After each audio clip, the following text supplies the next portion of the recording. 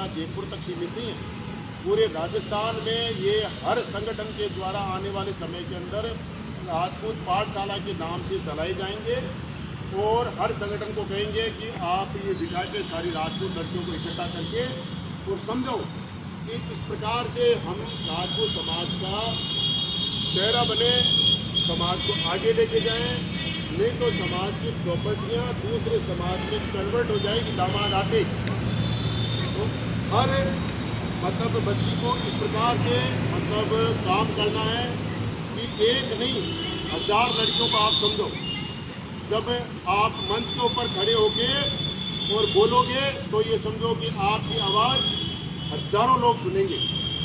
एक साक्षी का video viral होता है, वहाँ पे विजयनगर के कार्यक्रम में तो ये भाषण दे रही थी तो हजारों की भीड़ सामने खड़ी थी और इसको सुन रही थी। तो आप समझ सकते हो कि हमें गर्व फील होता है कि आज हमारी बेटी मन से बोलती है। तो आप लोग भी सारे के सारे आज जैसे टीना बाई साहब यहाँ आके खड़ी होके सबको सिखाती है, ये हिमांशी बाई साहब आगे आप सबको सिखाती है। तो इनके माँ बाप का कितना गर्व फील होता है इनको कि हमारी बेटियाँ आज समाज का चेहरा बनी हुई है। तो आज जो आपकी बेटियां समाज का चेहरा बनी हुई है तो आज आपके ऊपर कौन गर्व फील कर रहा है? आपके माँ बाप, आपके ऊपर आपका पूरा का पूरा समाज ये गर्व फील कर रहा है कि हमारी बेटियां किस प्रकार की है। हमारी बेटियां राजपूत समाज का चेहरा बन रही है, राजपूत समाज को मजबूत बना रही है, राजपूत समाज को ताकतवर बना रही है। और हम चाहते हैं कि समाज वैभवशाली बने, लेकिन बने कैसे? आप समृद्धशाली बनोगे तो बनेगा। तो समृद्धशाली बनने के लिए ज़रूरी है कि हम नींव के ऊपर काम करें। नींव में जब काम करेंगे तब सारा काम जो पेड़ है वो नींव के ऊपर तो चलेगा। आज हमारा संगठन और राजपूत समाज के हर संगठन का ये प्रयास है कि राजपूत बेटियों को हम किस प्रकार से समझाएं।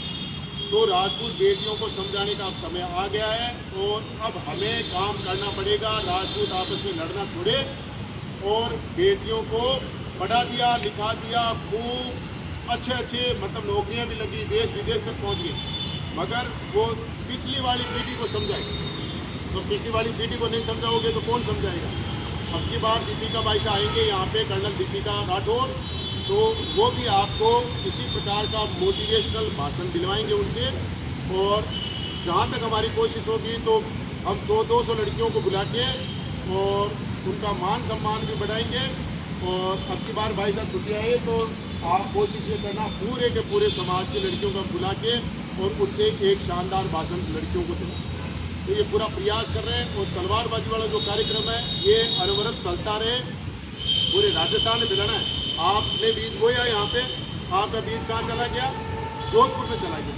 अब जोधपुर में आज ये शाखा लग रही है तलवारबाजी वाली।